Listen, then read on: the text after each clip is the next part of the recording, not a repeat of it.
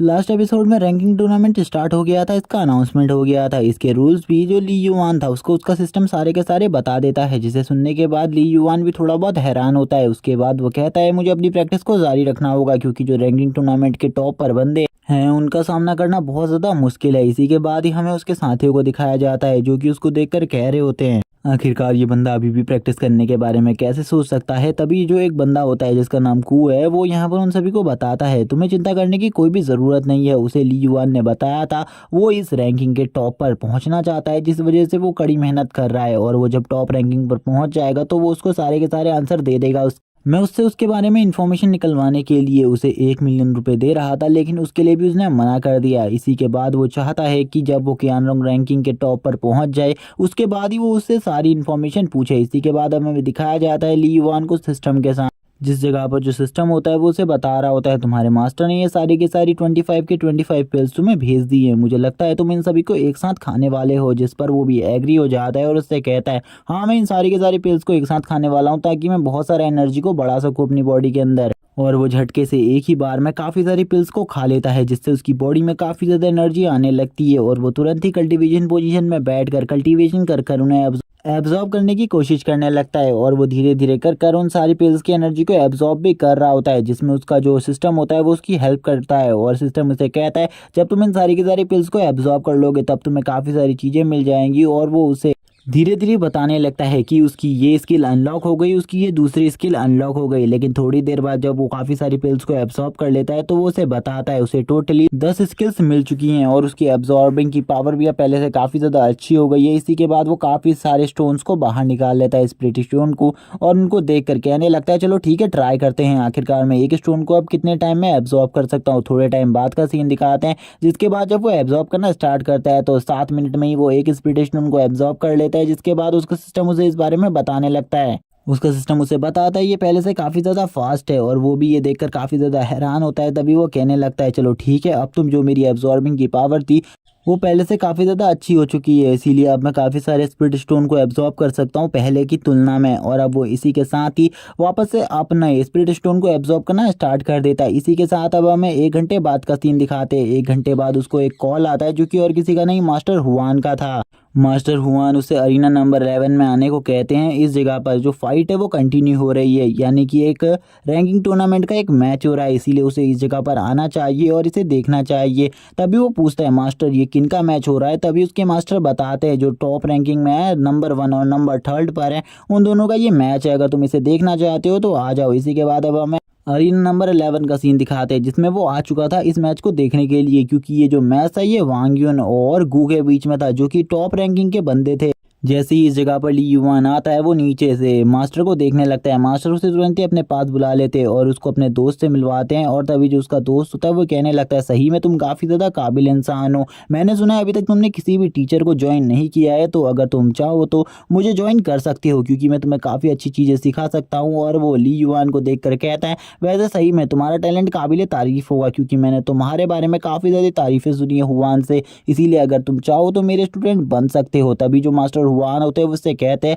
मैंने इसे यहाँ पर तुम्हें मिलवाने के लिए बुलाया है, ना कि इसे अपना स्टूडेंट बनाने के लिए, इसीलिए इस जगह पर शांति से उससे बातें करो। इस टाइप की फालतू तो बातें तो बिल्कुल ही करना ही मत। और ये सुनने के बाद वो भी उससे कहने लगते हैं मैं तो मजाक कर रहा था, तुम तो सीरियस हो गए, तुम्हें इतना ज़्यादा सीरियस होने की बिल्कुल भी ज़रूरत नहीं है। मास्टर उससे कहते हैं तो ऐसा मजाक दोबारा से बिल्कुल मत करना, क्योंकि ये मजाक तुम्हारे बिल्कुल भी अच्छे नहीं लगते। और वो तभी उससे हाँ एग्री हो जाते हैं और कहते हैं ठीक है मैं मजाक नहीं करूँगा दोबारा से ऐसा। तभी वो वापस से अब ली युआन को एब्जॉर्ब करने लगते हैं, यानी कि उसको देख रहे होते हैं, उसके बारे में कुछ बोलते नहीं हैं, लेकिन वो अपने मन में काफ़ी सारी चीज़ें सोच रहे थे। इसी के साथ ही अब हमें अरीना का सीन दिखाते हैं। अरीना में जो वांग होता है वो इस जगह पर आ जाता है।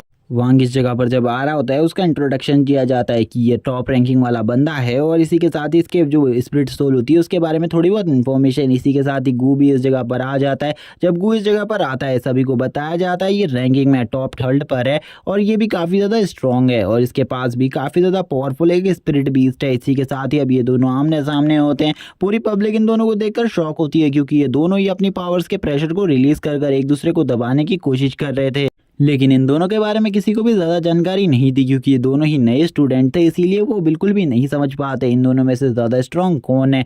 इसी के बाद जो गू होता है वो शांति से खड़ा होकर सामने वांग को देखने लगता है और वो बस उसे देखकर समझ रहा होता है। तभी जो वांग होता है वो कहता है तुम मेरे ऊपर पहला हमला करो, मैं तुम्हें चांस दे रहा हूँ पहला हमला करने का, क्योंकि जो ये फर्स्ट पोजीशन है ये हमेशा से मेरी है और ये मेरी ही रहेगी। लेकिन दूसरी तरफ गू से कहता है ये तुम्हारा भ्रम है, ये जो फर्स्ट पोजीशन है ये तुम्हारी बिल्कुल भी नहीं रहेगी, आज ये जो फर्स्ट पोजीशन है ये मेरी हो जाएगी। इसी के बाद ही वो अपने बीस्ट रूप में आ जाता है जो कि एक सेंटीपीड बीस्ट होता है और ये जो सेंटीपीड किंग है ये काफी ज्यादा पावरफुल है और ये बीस्ट में कोई नॉर्मल बीस्ट नहीं बल्कि एक एसएसएस रैंक बीस्ट है, इसीलिए सभी लोग इसे देखकर हैरान होते हैं। इसको देखकर ली युआन भी कहने लगता है ये किंग लेवल पर है और ये बीस्ट भी एक किंग बीस्ट है, इसीलिए इसके बारे में कुछ भी नहीं कहा जा सकता कि इस बंदे की प्रतिभा कितनी ज्यादा अच्छी है। दूसरी तरफ अब हमें वांग को दिखाते हैं, जो वांग होता है वो भी कहता है चलो ठीक है मैं भी तुम्हें अपने बीस्ट को दिखा देता हूँ। और जैसे ही ये अपने बीस्ट में ट्रांसफॉर्म होता है ये देखकर और भी जितने भी लोग इस जगह पर थे वो भी शॉक हो जाते हैं, क्योंकि इसका जो बीस्ट था वो भी कोई नॉर्मल बीस्ट नहीं था बल्कि फायर टाइगर किंग था और ये भी एक किंग लेवल का बीस्ट है, जिसे देखकर ली युआन के वापस से होश उड़ जाते हुए कहता है इन दोनों के पास ही किंग लेवल का एक एक बीस्ट है, इसीलिए इन दोनों में कंपैरिजन करना बहुत ज्यादा मुश्किल है कि कौन जीतेगा। मास्टर जो होते हैं वो भी कहते हैं मुझे भी बिल्कुल भी नहीं पता, क्योंकि आज से पहले मैंने कभी भी इन दोनों को नहीं देखा है और ना मैं इनकी पावर्स के बारे में जानता हूँ इन दोनों में से कौन जीतेगा। लेकिन हमें जो मास्टर के साथी होते हैं वो उनके दोस्त होते हैं वो कहने लगते हैं जो वांग यून है वो जरूर इस फाइट को जीत जाएगा, गू के अंदर बिल्कुल भी इतनी क्षमता नहीं है कि वो इस फाइट को जीत सके।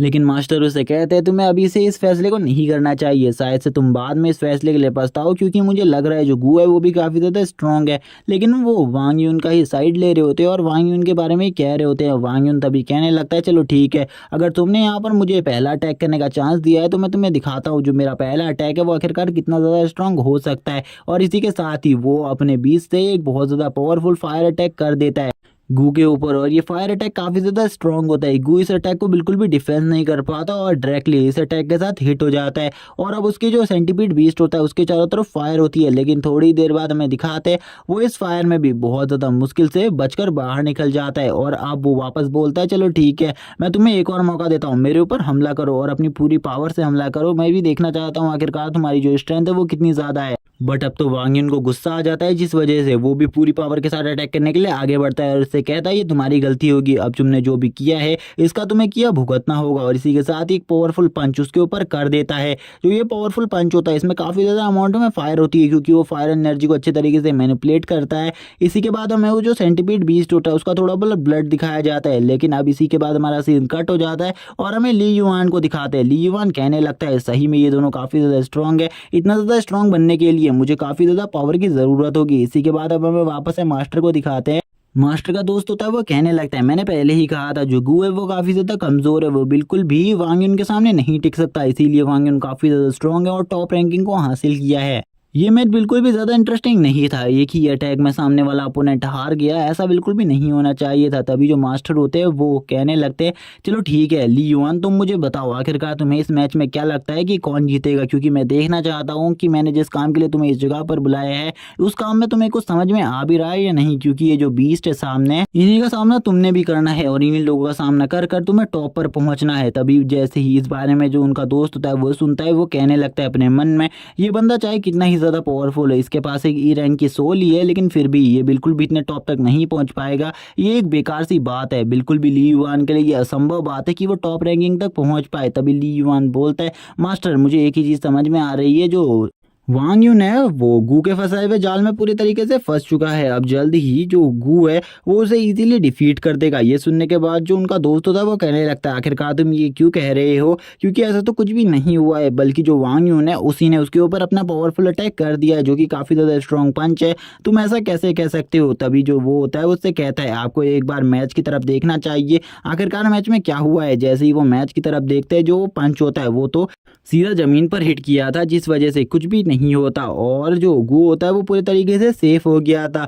गू तो अभी तक बाहर भी नहीं था, वो गू जो था वो पीछे चले गया था उसके तुरंत ही जमीन के अंदर घुसकर, जिस वजह से उसे कुछ भी समझ में नहीं आया था। थोड़ी ही देर बाद हम देखते हैं जो वांग यून होता है उसके पीछे से गू बाहर आता है और उसे पूरे तरीके से पकड़ लेता है और उसकी बॉडी के अंदर पॉइजन को इंजेक्ट कर देता है और हम देखते हैं जो वांग यून होता है वो अपनी पूरी पावर लगाने लगता है इससे बचने के लिए। लेकिन जो वांग यून होता है वो अपनी पूरी पावर लगाने के बाद भी इससे नहीं बच पाता और दूसरी तरफ जो गू होता है वो अपने पॉइजन स्मोक को भी रिलीज कर देता है जिसे वो सूंघ लेता है, जिस वजह से उसकी बॉडी के अंदर पॉइजन चला जाता है। तभी जो उसके मास्टर होते हैं आखिरकार वो उससे पूछने लगते हैं तुम ऐसा क्यों कह रहे हो कि जो गू है वो ही इस मैच को जीतेगा। वो उसे कहने लगता है कि यहाँ पर जो गू है उसने काफ़ी ज़्यादा पॉइजन को रिलीज किया है उसके ऊपर, जिस वजह से उसके बचने के चांसेस बिल्कुल भी नहीं है। वो चाहे कितनी ही स्ट्रेंथ का यूज़ कर ले वो बिल्कुल भी नहीं बच पाएगा, क्योंकि जो इसकी मार्शल सोल है गू की जो सोल पावर है वो काफ़ी ज़्यादा है। इसीलिए गू को हराना इस बंदे के लिए बहुत ज़्यादा मुश्किल होने वाला है। गू को हराना बिल्कुल भी आसान नहीं है उसके लिए, जो फ्लेमिंग रेड टाइगर है उसके लिए। मास्टर भी सुन के काफ़ी ज़्यादा हैरान होते क्योंकि मास्टर को भी इन सब चीज़ों के बारे में समझ में नहीं आया था, और मास्टर भी ये सब कुछ नहीं देख पाए थे कि उसने कब उसकी बॉडी के अंदर पॉइजन को इंजेक्ट कर दिया। मास्टर और उनका दोस्त काफ़ी ज़्यादा हैरान होते ये सब सुनने के बाद। तभी जो ली युआन होता है वो आगे बोलता है आप मैच को आगे देखिए, ये मैच काफ़ी ज़्यादा इंटरेस्टिंग है, लेकिन ये जो मैच है ये काफ़ी ज़्यादा जल्दी ख़त्म हो जाएगा। फिर भी ये जो टॉप रैंकिंग वाले बंदे हैं, क्योंकि ये दोनों में से एक बंदा काफ़ी ज़्यादा स्ट्रांग है, तभी अब ये दोनों होते हैं, ये दोनों आपस में लड़ना स्टार्ट कर देते हैं। इनमें से एक बोलता है तुमने इसे पहले क्यों नहीं गैस किया, जबकि दूसरा उससे कहता है तुमने भी तो इसे गैस नहीं किया। और ऐसे इन दोनों के बीच में बहस स्टार्ट हो जाती है। थोड़ी देर बाद ये हंसना स्टार्ट करते हैं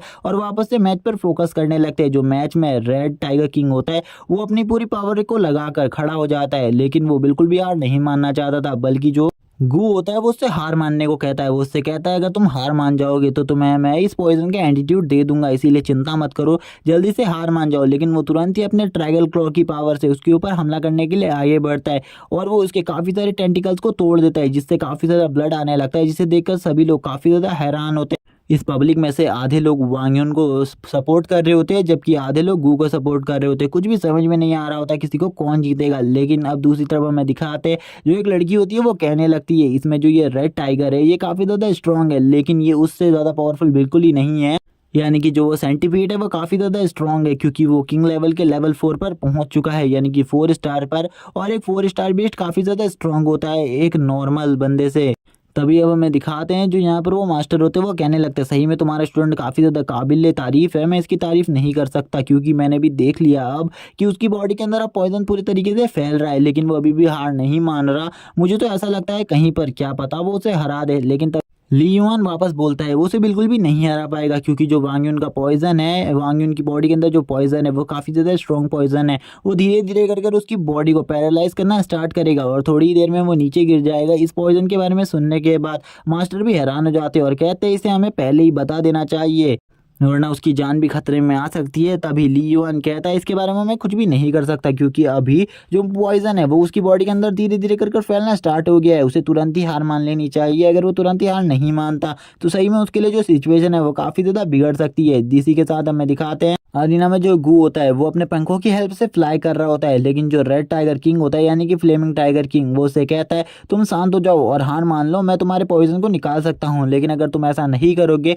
तो तुम्हारी जान को भी खतरा हो सकता है, इसीलिए तुम्हें जो भी डिसीजन लेना है जल्दी ले लो, वरना फिर तुम्हारी जान को मैं भी नहीं बचा पाऊंगा। तभी जो रेड फ्लेमिंग टाइगर किंग होता है वो एक बहुत ज़्यादा ज़ोरदार रोर को क्रिएट करता है और ये रोर काफ़ी ज़्यादा स्ट्रांग होती है, लेकिन थोड़ी देर बाद ये रोर काफ़ी ज़्यादा फीकी फीकी पड़ने लगती है। तभी वो उससे कहता है मैं बिल्कुल भी नहीं हार सकता, मैं तुमसे बिल्कुल भी नहीं हार सकता। इसी के बाद वो अपने काफ़ी ज़्यादा अमाउंट में फायर को रिलीज करने लगता है और वो पॉइजन भी अब धीरे धीरे कर उसकी बॉडी में असर होने लगता है। और इसी के साथ ही सेंटीपीड किंग उसे अपनी टेल से एक जोरदार स्ट्राइक लगाता है, जिस वजह से वो नीचे गिर जाते हैं और सेंटीपीड किंग बहुत ज़्यादा आसानी से इस मैच को जीत जाता है, विन कर जाता है। और अब सभी लोग सेंटीपीड किंग के बारे में ही बातें कर रहे होते हैं, उसकी एबिलिटीज़ के बारे में, लेकिन ली युआन कहता है उसकी जो एबिलिटीज़ है वो तुम्हारी सोच से भी परे हैं। अपने एक ही ट्रम्प कार्ड को यूज़ किया है, अभी उसके पास दूसरा ट्रम्प कार्ड भी है जिसके बारे में मैं तो नहीं जानता, बट उसका जो दूसरा ट्रम्प कार्ड है वो अपने पहले ट्रम्प कार्ड से काफ़ी ज़्यादा स्ट्रांग है। इसी के बाद जो एक होस्ट होता है वो तुरंत ही अरीना में आ जाता है और अरीना में आते हुए वो कहता है जो ये फाइट है इसको जो गू है वो पूरे तरीके से जीत चुका है और वांग युन इस फाइट को हार गया है, इसीलिए इसे जल्दी से हॉस्पिटल ले जाया जाए। जिसको देखकर अब मास्टर भी कहने लगते हैं, मास्टर युआन बोलते हैं सही में ली युआन तो तुम्हारी प्रिडिक्शन थी वो काफ़ी ज़्यादा अच्छी थी, मैंने आज से पहले इतनी ज़्यादा अच्छी प्रिडिक्शन किसी की भी नहीं देखी। मास्टर युआन ली युआन से एक पूछने लगते हैं क्या तुम इस जो अरीना फाइट है इसमें बिल्कुल भी हिस्सा नहीं ले रहे हो। तभी ली युआन उसे बताता है वो जल्दी इस फाइट में हिस्सा लेगा, वो भी चाहता है इस फाइट में हिस्सा ले, बट अभी नहीं, क्योंकि अभी उसका टाइम नहीं आया है। वो अपनी पावर को थोड़ा और इंक्रीज करना चाहता है और जब ये अरीना फाइट का 6 या 7th डे होगा तब वो भी इसमें पार्टिसिपेट करेगा और जब अगर उसके दोस्तों को उसकी मदद की ज़रूरत होगी वो जरूरी सरीना फाइट में हिस्सा लेगा। मास्टर हुआन कहते हैं ठीक है, लेकिन तुम्हें अभी अपनी प्रैक्टिस पे और ज़्यादा ध्यान देना है, क्योंकि तुम इतने ज़्यादा स्ट्रांग बिल्कुल भी नहीं हो कि तुम टॉप रैंकिंग को हासिल कर सको। अब तुम्हें समझ में आ गया है कि टॉप रैंकिंग पर आने के लिए तुम्हें कितनी ज़्यादा मेहनत करनी पड़ेगी, इनसे भी ज़्यादा स्ट्रांग होना होगा। इसी के साथ ही अब हमें दिखाते हैं वो अब घंटों घंटों ट्रेनिंग रूम में बैठा हुआ था। ट्रेनिंग रूम में बैठकर वो ट्रेनिंग कर रहा था। काफ़ी ज़्यादा थकने के बाद वो एक जगह पर बैठ जाता है। तभी उसका जो सिस्टम होता है वो उससे पूछने लगता है कि मैं तुमसे एक चीज़ पूछना चाहता हूँ, जो तुम गू की फाइट देख रहे थे, क्या तुम ये बता सकते हो कि तुम गू को डिफीट कर सकते हो फाइट में या फिर नहीं। इसी बात पर वो सोचता है और कहता है जो उसका सेंटीपीड बीस है उसके पास एक और ट्रम्प कार्ड है और एक पॉइजन की पावर। और पॉइजन की पावर का सामना करना बहुत ज़्यादा मुश्किल है, क्योंकि वो फ्लाई और गड्ढे बनाकर ज़मीन के अंदर गायब हो सकता है। इसीलिए मैं बिल्कुल भी नहीं जानता कि मैं उसका सामना कर भी पाऊंगा या फिर नहीं।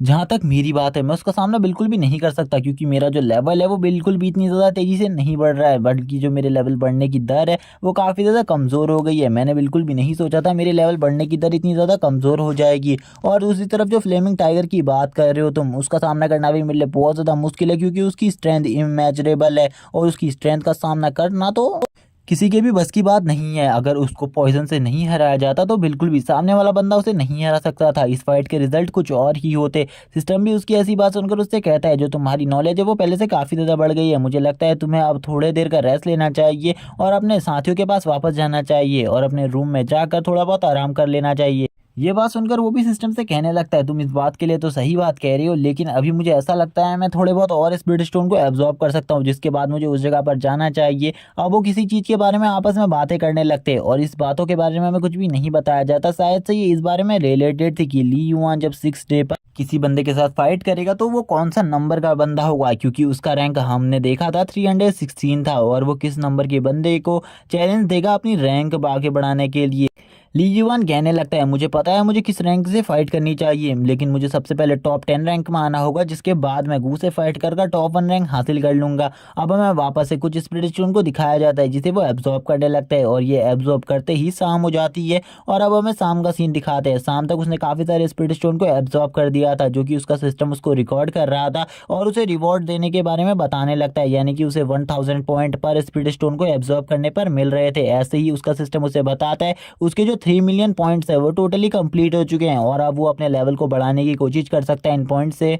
सिस्टम उसे सारी चीज़ें बताने लगता है उसे जल्दी जल्दी अपने लेवल को अपग्रेड करना चाहिए, क्योंकि उसके पास 3 मिलियन पॉइंट है, शायद से वो लेवल 2 या लेवल 3 तक पहुंच पाए इजीली। ये सुनने के बाद तो अब वो भी जाग जाता है। उससे कहता है मुझे नहीं लगता कि मेरे इतने पॉइंट्स एफिशिएंट होंगे, लेकिन फिर भी मैं अपने अपग्रेड को करना ज़रूर चाहूँगा।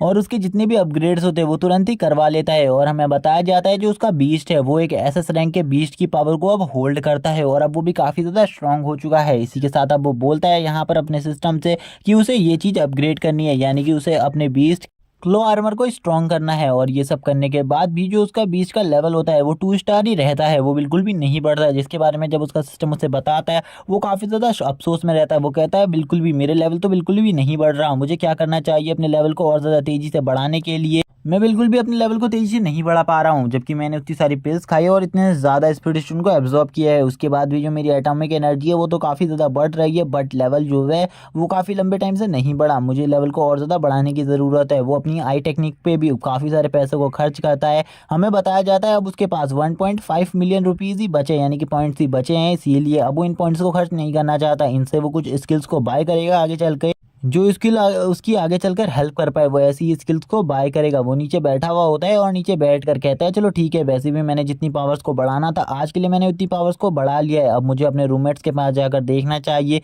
क्योंकि मैंने सुना है उनमें से आज एक ने रैंकिंग टूर्नामेंट की स्टार्ट कर दी है। मुझे ज़रूर जाकर उनको देखना होगा जो उनका रैंकिंग टूर्नामेंट है वो आखिरकार कैसा गया और उन सभी से बात करनी चाहिए। इसी के बाद अब वो भी इस जगह से निकल जाता है अपने दोस्तों के पास, रूममेट्स के पास, ताकि वो उनसे पता कर सके। जैसे ही वो रूम के अंदर आता है वैसे ही जो कू होता है वो उससे कहने लगता है तुम इतनी ज़्यादा ट्रेनिंग में बिजी क्यों रहते हो, तुम्हें पता है आखिरकार आज क्या हुआ है। जैसे ही वो इस बारे में पूछता है तो वो उससे कहने लगता है आखिरकार क्या हुआ है, और वो काफ़ी ज़्यादा सिली सा फेस बनाकर ये सब पूछ रहा था। वो तभी उसे गाली देते हुए कहता है तुम्हें बिल्कुल भी नहीं पता, हमारा जो एक रूममेट है वो हॉस्पिटल में भर्ती हो गया है, जो कि बाई है, और जो सॉन्ग है वो आज शाम को उसके लिए फाइट लड़ने जा रहा है, जिसने उसे काफ़ी ज़्यादा बुरे तरीके से इंजर्ड किया था। ये बात सुनने के बाद तो वो भी काफ़ी ज़्यादा सीरियस हो जाता है, यानी कि ली युआन सीरियस होते हुए कहता है आखिरकार क्या हुआ है, तुम सारी की सारी बात मुझे अच्छे तरीके से बताओ।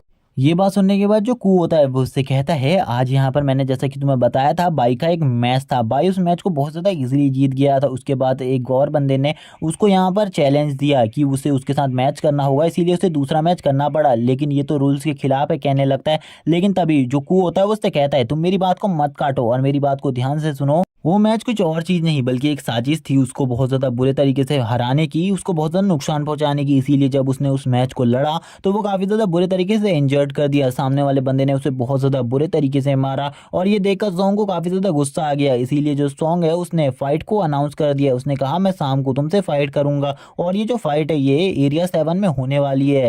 और इन सब चीज़ों के पीछे एक बहुत बड़ी गैंग का हाथ है जिसके बारे में मैं तुम्हें बिल्कुल भी नहीं बता सकता। तुम्हें 2 दिन हो चुके हैं इधर से गायब हुए, इसीलिए तुम्हें इन सब चीज़ों के बारे में नहीं पता होगा। और ली युआन को अभी समझ में आता है, वो 2 दिन से ट्रेनिंग हॉल में बैठा हुआ था और वो ट्रेनिंग कर रहा था। तभी वो बताने लगता है अभी ये जो एक ग्रुप है वो ऐसा कर रहा है जैसे कि किसी बंदे का रैंक 40 है तो एक अपना बंदा जो 50 रैंक पर बैठा है उसे 40 रैंक वाले से लड़वा कर 40 रैंक वाले को हरा दे रहे हैं। और उसी के बाद जो 40 रैंक वाला बंदा है जो हार चुका है या फिर जो नया 40 रैंक वाला बंदा आया है, अगर वो अपनी रैंक को बचाना चाहता है और उसी रैंक पर सुरक्षित रहना चाहता है, अगर वो उन बंदों को पैसे देगा तो वो लोग उसकी रक्षा करेंगे और उसके सामने जितने भी रोड़े आएंगे और उसको चैलेंज देने वाले बंदे होंगे वो उनके साथ फाइट करेंगे और उनको बहुत ज़्यादा बुरे तरीके से इंजर्ड कर देंगे, जिससे वो उनके साथ कभी भी फाइट नहीं कर पाएंगे। और ऐसा ही हुआ हमारे दोस्त के साथ, क्योंकि वो फाइट करना चाहता एक 30 रैंक के बंदे के साथ, जबकि ऐसा बिल्कुल भी नहीं हुआ। 25 रैंक वाले बंदे ने उसे चैलेंज दे दिया जिसके बाद वो बहुत ज़्यादा बुरी तरीके से हार गया। ली युआन पूछता है आखिरकार ये ग्रुप किसका है, तो वो कू बताने लगता है ये जो ग्रुप है ये किसी नॉर्मल बंदे का ग्रुप नहीं है बल्कि एक गू नाम के बंदे का है जो कि शायद से टॉप रैंकिंग पर बैठा हुआ है। जैसे ही वो गू का नाम सुनता वो भी हैरान हो जाता है, लेकिन कू आगे बताते हुए कहता है ये इनका जो ग्रुप है वो काफ़ी ज़्यादा बड़ा है और इनके ग्रुप में काफ़ी ज़्यादा पावरफुल बंदे हैं। अगर हम भी इनके ग्रुप के खिलाफ आवाज़ उठाएंगे तो हमें भी मार दिया जाएगा या फिर बहुत ज़्यादा बुरे तरीके से घायल कर दिया जाएगा। लेकिन जो ली युआन होता है वो उससे पूछता है क्या तुम मुझे इस ग्रुप के बारे में काफ़ी सारी इन्फॉर्मेशन दे सकते हो, तो वो उसे सारी इन्फॉर्मेशन देते हुए कहता है इनके ग्रुप में टोटली 35 से 40 बंदे हैं और अगर इनके ग्रुप को तुम पैसे देते हो तो ये तुम्हारे लिए कुछ भी करने को तैयार है। ये तुम्हारे लिए किसी भी बंदे को हरा सकते हैं, किसी भी बंदे को डिफीट कर सकते हैं। अभी अभी थोड़े ही टाइम पहले गू टॉप रैंकिंग को हासिल कर चुका है, इसीलिए वो ये सब कुछ कर रहा है। टॉप रैंकिंग पर आने के बाद उसके भाव काफ़ी ज़्यादा बढ़ चुके हैं और वो पहले से काफ़ी ज़्यादा ईगो में आ गया है, इसीलिए वो ये सब कुछ कर रहा है। वो किसी को भी कुछ नहीं समझ रहा। ली युआन उससे कहता है चलो ठीक है मुझे समझ में आ गया, आखिरकार तुम क्या कहना चाहते हो, क्या तुम मुझे सबसे पहले बाई से मिलने को ले जा सकते हो, मैं बाई से मिलना चाहता हूँ। ये सुनकर वो उससे कहता है क्यों तुम बाई से आखिरकार अभी क्यों मिलना चाहते हो। वो उससे कहता है बाई से मुझे कुछ इन्फॉर्मेशन लेनी है, आखिरकार जिस बंदे ने उसे हराया उसके बारे में हमें थोड़ी बहुत इन्फॉर्मेशन मिलेगी तो हम सॉन्ग को उसके बारे में थोड़ी बहुत इन्फॉर्मेशन दे सकते हैं ताकि सॉन्ग उस बंदे को बहुत ज़्यादा इजीली हरा दे और सॉन्ग को बिल्कुल भी ज़्यादा तकलीफ ना हो उस बंदे को हराने में। ये सुनने के बाद तो वो भी हैरान हो जाता है, वो उससे कहने लगता है हाँ तुम इस बारे में तो सही कह रहे हो लेकिन हम अभी उस जगह पर नहीं जा सकते क्योंकि वो अभी मूव वन एकेडमी के अस्पताल में है और अस्पताल में जाना शायद से हम लोगों के लिए ठीक नहीं होगा। लेकिन जो ली युआन होता है वो उससे कहता है मैं मास्टर से बात कर लूँगा, तुम्हें बिल्कुल भी चिंता करने की ज़रूरत नहीं है, बस तुम मुझे उस जगह पर लेकर जाओ और मुझे उन सभी बंदों की लिस्ट दो जो कि उनके टीम में ज्वाइन है। और वो तुरंत ही उन सभी बंदों की लिस्ट उसे निकाल कर दे देता है और वो जैसे ही उन सभी बंदों के नाम पढ़ने लगता है वो काफ़ी ज़्यादा हैरान होता है क्योंकि इसमें काफ़ी सारे बंदे होते हैं और उसे काफ़ी ज़्यादा गुस्सा आ रहा होता है गू को देखकर। वो गुस्से कहता है चलो ठीक है कुछ दिनों बाद जब मैं अरीना में पार्टिसिपेट करूँगा तो सबसे पहले मैं तुम्हें ही चैलेंज करना चाहता हूँ, लेकिन मैं ऐसा नहीं कर सकता। मुझे ऐसा लगता है कि मैं लगभग 16 दिनों में 11वें दिन तो तुम्हें चैलेंज कर ही सकता हूँ। ये सुनने के बाद अब तो जो कू होता है वो उससे कहने लगता है मुझे ऐसा लगता है जो तुम हो वो शीर्ष पर पहुंचना चाहते हो यानी कि टॉप पर, तुम्हारे लिए भी ये सब कुछ काफ़ी ज़्यादा मुश्किल होगा, ये सभी लोग काफ़ी ज़्यादा बाधाएं लाएंगे तुम्हारे लिए, इसीलिए तुम्हें भी सतर्क रहना होगा। शायद से वो अभी तक तुम्हारे ऊपर इसीलिए कुछ नहीं एक्शन ले रहे हैं क्योंकि अभी तक तुमने रैंकिंग में पार्टिसिपेट नहीं किया है। जैसे ही तुम रैंकिंग में पार्टिसिपेट करोगे तुम्हें भी काफ़ी सारी प्रॉब्लम्स आने लगेंगी। ली युआन तभी कहने लगता है तुम रैंकिंग में पार्टिसिपेट क्यों नहीं कर रहे, क्या तुम इन सब चीज़ों में बिल्कुल भी इंटरेस्टेड नहीं हो। तो वो उसे बताता है वो इसीलिए इन सब चीज़ों में पार्टिसिपेट नहीं कर रहा है क्योंकि ये सभी चीज़ें उसके लिए नहीं बनी। अगर वो इन सब चीज़ों में पार्टिसिपेट करेगा तो वो काफ़ी ज़्यादा पीछे रह जाएगा और वो बिल्कुल भी किसी का सामना करने के लायक नहीं है वैसे भी, क्योंकि उसके पास कोई भी इतनी ज़्यादा पावरफुल बीस्ट सोल नहीं है। जैसे कि उन दोनों की फ़ाइट हुई थी वो तुमने भी देखी होगी। वो कहता है मैं तुम्हें उनकी फ़ाइट की फुटेज भी दिखा सकता हूँ लेकिन मैं इन सब चीज़ों के लायक नहीं हूँ क्योंकि मैं खाली एक ही चीज़ में बहुत ज़्यादा अच्छा हूँ, वो है एक खबर को अच्छे तरीके से बताने में, एक्सप्लेन करने में और ख़बर को निकलवाने में। इसीलिए मैं इसी काम को करना चाहता हूँ और अपने दोस्तों की मदद करना चाहता हूँ और अपने फादर की तरह एक काफ़ी ज़्यादा अच्छा इंसान बनना चाहता हूँ। इसी के बाद अब वो उससे ज़्यादा चीज़ें नहीं पूछता। वो उससे कहता है मैं तुमसे बाद में इन सब चीज़ों के बारे में अच्छे तरीके से पूछूंगा, सबसे पहले मुझे बाई को उसकी हालत देखनी चाहिए। बाई जो होता है वो अपने बेड में लेटा हुआ था, जिसको काफ़ी सारी पट्टियाँ लगी थी। उसके जो हाथ की उंगलियां थी वो भी बहुत ज़्यादा बुरे तरीके से फ्रैक्चर थी, जिसे देखने के बाद ली युआन की तो हालत ही ख़राब हो गई थी। वो कहने लगता है तुम्हें तो काफ़ी ज़्यादा बुरे तरीके से जख्मी किया गया है, आखिरकार ऐसा क्यों है। भाई अब ली युआन से कहने लगता है मैं तुम्हें बस एक चीज़ कहना चाहता हूँ, मैं टॉप 10 रैंकिंग में आना चाहता था, लेकिन मैं इसे बिल्कुल भी पूरा नहीं कर पाया क्योंकि मैं बहुत ज़्यादा बुरे तरीके से इंजर्ड हो गया। उन्होंने मुझे काफ़ी ज़्यादा बुरे तरीके से इंजर्ड किया है। ली युआन कहता है तुम्हें चिंता करने की कोई भी ज़रूरत नहीं है, जो तुम्हारा बदला था मैं उसे ज़रूर लूँगा। तुम्हें जिसने भी ज़ख्मी किया है मैं उससे तुम्हारा बदला ज़रूर लूँगा, और ना ही मैं उस गूके बच्चे को छोड़ूंगा। और अब वो ये सब कहते हुए अपने दोस्त को हौसला दे रहा होता है। उसका दोस्त भी कहता है बिल्कुल भी उस गू को बिल्कुल भी मत छोड़ना, क्योंकि वो काफ़ी ज़्यादा बुरा इंसान है। मुझे ऐसा लगा था वो काफ़ी ज़्यादा अच्छा है, लेकिन वो काफ़ी ज़्यादा बुरा है। गू के बारे में इन्फॉर्मेशन अब थोड़ी बहुत ही मेरे पास, लेकिन वो अपने ज़्यादातर हमले पॉइजन से ही करता है। वो बहुत ज़्यादा मुश्किल से स्टैंड कर पा रहा होता है, लेकिन वो दोनों उसे लेटे रहने को कहते हैं और उससे कहते हैं तुम्हें उठने की बिल्कुल भी ज़रूरत नहीं है, क्योंकि तुम्हारी जो हाथ है वो काफ़ी ज़्यादा बुरे तरीके से जख्मी है। डॉक्टर भी बताते हैं इनकी पट्टी चेंज करने का टाइम हो गया, क्योंकि इनके हाथ से बार बार काफ़ी ज़्यादा खून आ रहा है।